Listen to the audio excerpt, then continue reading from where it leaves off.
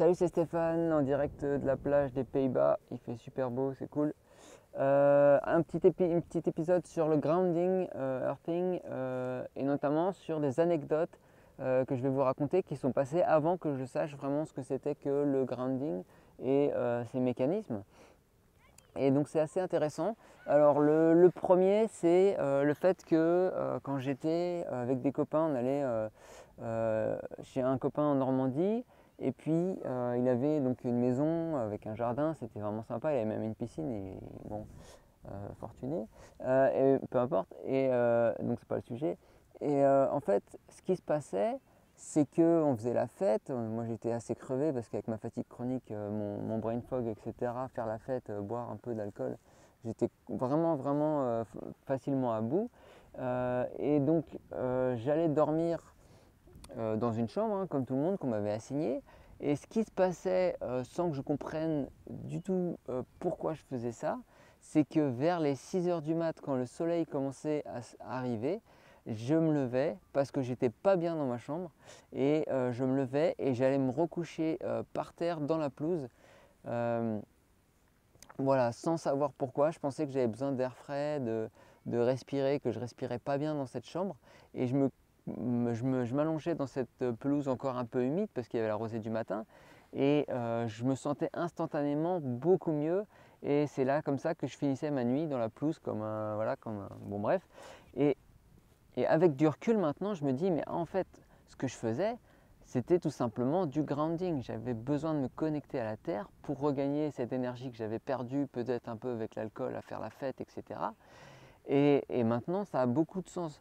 Mais à l'époque, je trouvais que mon comportement était bizarre et je le faisais quand même parce que je me sentais mieux.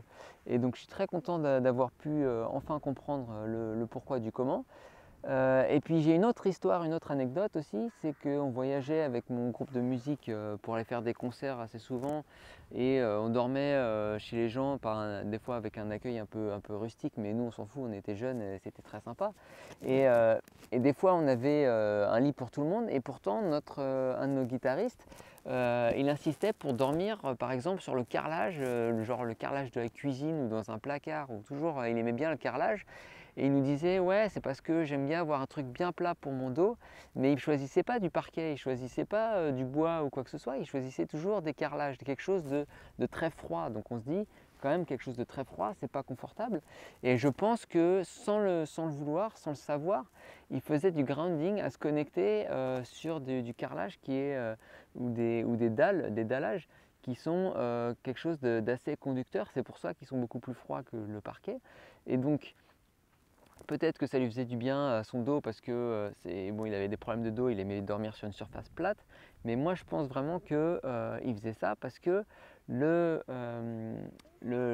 dallage, le sol lui envoyait cette énergie que fournit le grounding et ça lui permettait de se régénérer beaucoup plus efficacement la nuit. Et le matin, on le voyait, ah, j'ai bien dormi avec un grand sourire.